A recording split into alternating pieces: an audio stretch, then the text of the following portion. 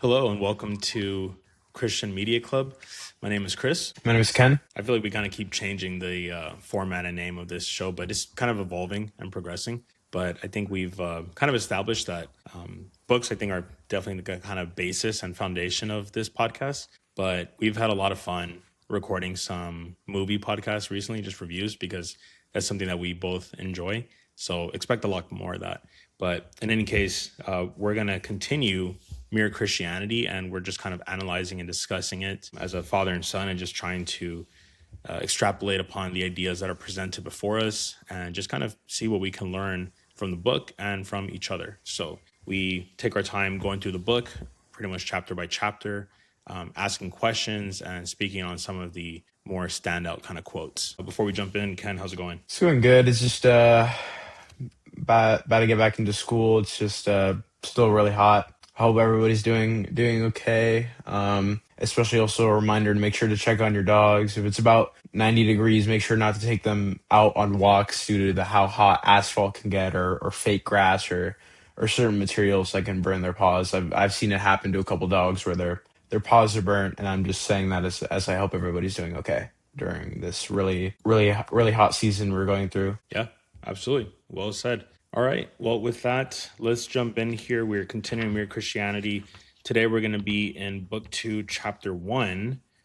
And so before we get into that, as we kind of finished up Chapter 1, Book 1, we were discussing the moral law. And so this is kind of a good foundation where C.S. Lewis is not really pointing to the Christian God just yet. He's just kind of establishing the moral law, which, as we talked about in a few weeks ago, for me, that's one of the most compelling arguments for there being a God is the Yeah. moral law. And as we know, as the word says, the law has been written on our hearts. And so whether you're a believer or not, it's a interesting point there that you can kind of understand that, there is a God. And so he kind of lays out that argument in book 1 and chapter 5. That's what we kind of discuss, was kind of finalizing that point. Now we're going to begin to transition into what are the actual basis for what Christians believe. So book 2 of Mere Christianity, comprised of 5 books, is What Christians Believe, book 2. And today we are covering chapter 1 of book 2, The Rival Conceptions of God. So right off the bat here, very short chapter. So I want to point out the first thing that I highlighted here, and then Ken, just feel free to interject if there's another kind of quote or passage you want to really touch on. So, and I think what we'll be talking about in this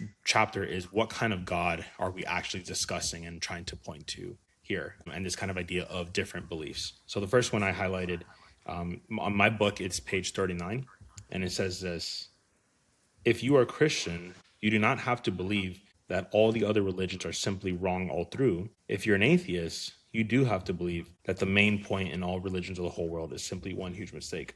So he kind of starts here by saying, if you're a believer, if you're a Christian, you don't have to believe that all the other religions are simply wrong all through. Do you agree or disagree with that statement, Ken? That if you're I a do believer, you don't have to view all religions as being 100% wrong. I do definitely agree with that, because I think there's just due to how many different types of Christians there are, and types of stuff of how people follow Jesus. Like there's Jewish people, there's Catholic people, there's people that are Orthodox Christian, there are people that are Southern Baptist, are non-denominational, and so many different versions of I think, like, even just Christianity alone. I definitely can see that not all religions that aren't Christian are wrong. Okay. And do you think that these different religions or worldviews is another good word for it? Do you think that they can contain truth if they contradict each other? I think so. I mean, I think if we look at something like if it, there's just like somebody that, again, let's say all religions believe in a creator, and that's one thing we can all agree on, that there was somebody that made us, or there was somebody that breathed life into us. And even then, like, if you look in deeper, maybe there's some similarities, like, oh, you shouldn't murder people, you shouldn't treat your neighbor unkind, you shouldn't cheat on people, you shouldn't lie to people, you shouldn't do these certain things, because we it's a certain thing that, like you said, it was written in our hearts that we can all, like, come to agree to. Yeah, I mean, well, we see this throughout scripture, right? In Exodus, with kind of the Ten Commandments and whatnot, not viewing other gods or other beliefs. I think that the key here is that if Christianity is true, it automatically negates any type of truth in any other religion. So it's one of those things where, Jesus said, I am the way, the truth, and the life. And so it is an exclusive religion. It's for everyone. It is universal in the sense that everyone is welcomed into it. Everyone belongs to it. There's actually a desire for God for every single person to be saved. But I do think that if Christianity is true, then that negates other religions. And I think he's going to talk about a few of them here, but I think particularly I think of like Islam, right, which is another kind of like theistic religion, an Abrahamic religion. You only have three, really, right, which is Christianity, Judaism, and Islam. But Islam and Christianity can't go. They can't both be true, right, because they say different kind of things about the nature of Jesus, his divinity, things kind of like that. So it's a interesting perspective. Do you think this is a good question. Do you think it's arrogant for Christians to make that claim that other beliefs are mistaken and false? Do you think that that's like a wrong thing or an arrogant thing? I don't think it's an arrogant thing. I mean, I do think that I don't understand why some wouldn't believe that, but I mean, I think you're right about how Christians and Islam can't really coexist. But I do think, for example, Judaism is something that could be true as I mean, the people of Israel are mainly like Jewish. Yeah, I mean, well, we would say that Christianity is the completion of Judaism. So Judaism is kind of the basis, the foundation of where Christianity comes into play, but Christianity is like the fulfillment of Judaism. So basically everything that Judaism predicts is completed through Christianity, is completed through Christ specifically. So how have your views kind of changed on other religions as you've kind of gotten older, and then we'll get back to the book. I mean, I think I've just tried to understand why somebody would believe in these religions. Like I think I'm more open to talking to somebody that is of a different religion or isn't of any religion. I think I've tried to see that Christians shouldn't really be closed to only talking to themselves, and that they should be trying to be the most open people in the room and trying to represent Jesus, just like how when he went out to sit with the outcasts, with the prostitutes and the murderers and the other criminals and the tax collectors and stuff like that. I just want to try and mimic that and be open to everybody's opinions and trying to understand why they think something like that. Right, right. Sorry. Okay. Continuing here, he says, as an arithmetic, which I like, there's only one right answer to a sum, and all other answers are wrong. But some of the wrong answers are much nearer being right than others. So again, I mean, I think even looking at the theistic religions, you could say that these are more right than others. But at the same time, unless it's the complete right, the complete truth of reality, then it's kind of a waste of time. It's kind of the way I see it. So the first big division of humanity is into the majority who believe in some kind of god or gods and the minority who do not, he says. On this point, Christianity lines up with the majority, lines up with ancient Greeks, Romans, modern savages, Stoics, Platonists, Hindus, Mohammedans, and against modern Western European materialists. So first off, I find it interesting that he said Mohammedans versus Islamists, right, or Muslim. He then goes, now I go into the next big division. So let's pause there for a moment. He brings up these other ancient religions and other worldviews, right? The Greeks, the Romans. You and I have talked about that a lot because, we recently saw the Odyssey, and which is based on this really grand story of Greek mythology. And we look at the different beliefs and what they believed about each of the gods. Is there anything that sticks out to you from this list that he lists here, like of these religions? Is there any of these religions that you think have contributed something good to humanity? Can you restate that again? Can you like rephrase that a little bit? Yeah, of these religions listed, are there any here that you view have contributed something good to society and like the human condition, such as like Stoicism or Platonists, the Romans. I mean, I don't really know how I feel about that. I mean, I think that there are people that would believe in that. It's more that they made discoveries that helped civilization more than their religions alone helped civilization. So I don't really I don't think so. I mean, I think it's harder to describe as a religion itself, like full other than like something like yeah, like Christianity, like fully changing society for the better, as I've seen through history. Okay, fair enough. As he wraps up this first page here, says of these two big divisions, he says one of them is the idea that God is beyond good and evil.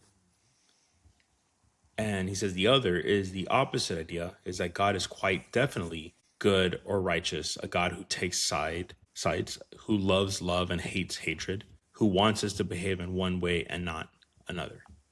So of this kind of distinguishing kind of line that C.S. Lewis is putting up, this kind of delineating line of, so either is a God who is kind of beyond this concept of good and evil, or he's a God that he does take a side and he says that's evil, this is good. Which one is the more accurate depiction of God? I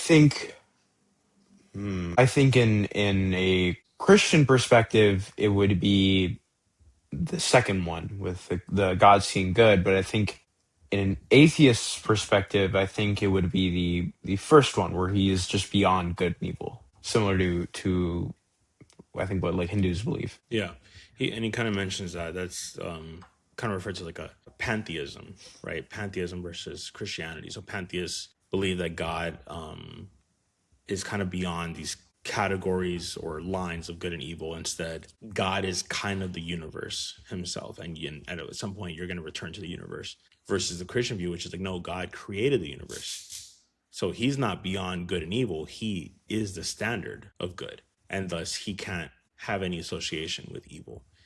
So they're two kind of very different things, right?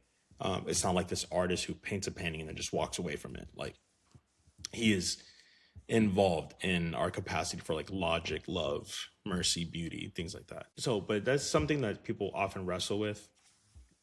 If God created everything, is he truly good? Can a good God kind of allow things like, evil things to happen? Well, I mean, I think it's mainly due to how he gave us free will. I mean, you could definitely argue like, oh, why did he make animals that could kill us with just one bite, or why did he make cancer or all these other illnesses? But I think that's just something that came in as a punishment as the fall of man. I mean, like you as a punishment, we would have to fend off on our own essentially back then before Jesus and God now, like if you believe in him, he will protect you and he will nurture you and he will always like be present. But I think back then, I think it was more you would have to deal with these trials and tribulations, just like how the first punishment for Adam was that he would have to be working in the fields, and the first punishment for Eve was that she would to be have to deal with like great pain and like labor. Yeah. And he raises that question in page 41, right? He says, if a good God made the world, why has it gone wrong?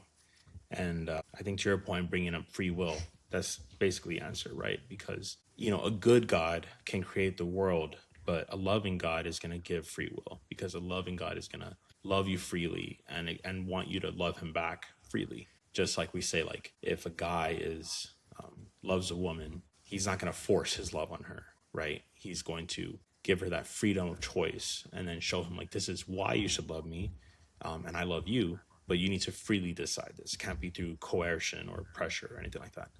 Yeah, it's So, like, is somebody really your friend out of coincidence of yeah. you working in the same place, or is he really your friend because he actually cares about you and wants to be with you and you can slowly build each other up? And even on this subject of like good and evil, I love this part where we kind of learn a little bit about C.S. Lewis' psyche as when he was an atheist. He says, my argument against God was that the universe seemed so cruel and unjust. But how had I got this idea of just and unjust? And then he makes this statement, which is one of the most famous C.S. Lewis quotes, and I've even shared it before in a message, right, in a sermon. He says this: a man does not call a line crooked unless he has some idea of a straight line. So what does he mean by that? Like if you said that to someone, a man does not call a line crooked unless he has some idea of a straight line, and someone asks you like, what does he mean by that? How would you explain it? I would say like if a chef knew that you baked a cake wrong, that would mean that he knew how to make that cake himself. He would have known the ingredients. He would have known the dimensions. He would have known the taste and the shape and the time you would have to put into it and the effort that you have to put into it. If you're just like to simplify it. Right. And continuing, says, consequently, atheism turns out to be too simple. If the whole universe has no meaning, we should have never found out that it has no meaning.